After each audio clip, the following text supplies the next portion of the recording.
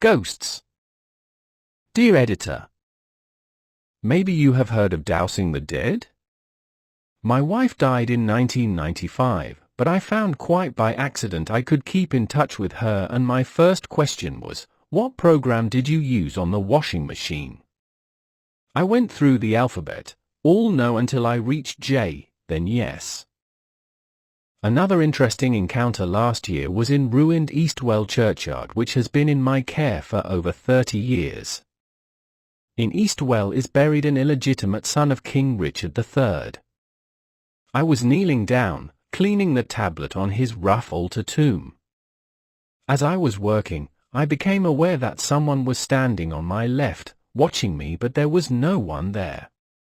I had, as usual, a pendulum in my van and used it to find out who the spirit was.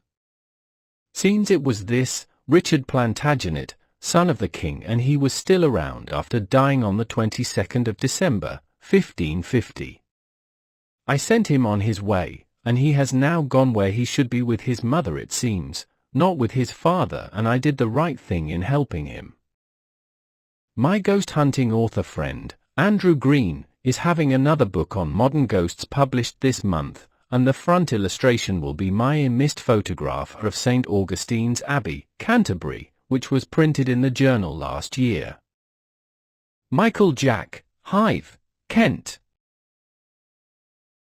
Proxy Dowsing. Dear Editor, I had an interesting experience the other day. I would like to know if other Dowsers have had the same experience or could comment on it. I have a patient friend whom I visit regularly to give crystal therapy. She is severely disabled with MS and cannot move her hands. She is interested in dowsing, which I use during the course of her treatment. I was holding a crystal pendulum, and I asked her to ask a question and to see what reaction we got. The pendulum responded correctly to the question. I then asked her to ask a question in her mind, not to tell me what she was asking, or when she would do it. The pendulum responded correctly. As she asked questions, I knew the answer to and other questions. I found this extremely fascinating and would like to know if anyone has had this work for them and any possible explanation. I hope to get other people to try this. Gillian Collins, Bury. An unconventional way to use a pendulum.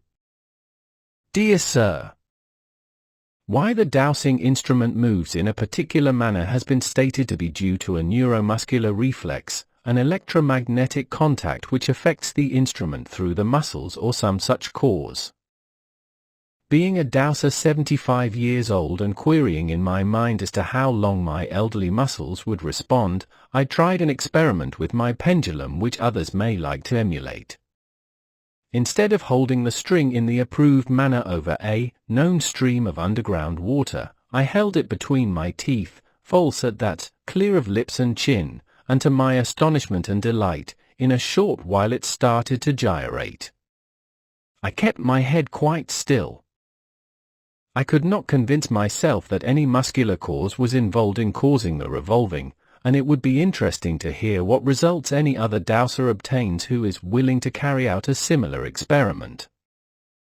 I discount the idea that it might be due to the influence of mind over matter because I tried to prevent it revolving, and now I begin to wonder whether the cause is something much more obscure. Yours sincerely, J. Abith Llewellyn, Henfield, Sussex. British Gas. Dear Editor, just out of interest I thought I would tell you of something which happened recently. For 6.5 years we have had a gas leak in my road, running from pavement to house, about 2 doors along. British Gas have been called out many times. The engineers insist it is diesel or fuel we are smelling. They can't find the leak with their probe. I rise early, then next let my cat out at the front for him to do his usual casing the joint. I often stand out there while he surveys his world he thinks he owns.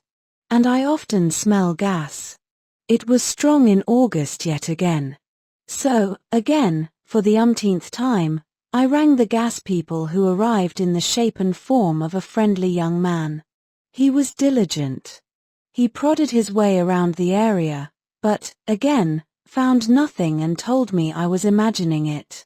Look, the meter doesn't even register, not even one. And he showed me. I got so fed up, I ran in and brought out my dowsing rods in sheer desperation. Goodness knows why I had not thought of this before, but I don't see myself as proficient except in matters of health, my subject. That day, I immediately got a strong diagonal line. He placed his probe in each place I suggested and, hey presto, he got a reading of 25 right the way along. We were both rather surprised. He thought it was magic. He simply could not understand. He said, "Wow, we really need you with British Gas." I had to agree. In fact, I might even write and offer my services. It has taken British Gas 6.5 years to stop that leak. We have been being gassed for that long. Dawn Scott Marsden.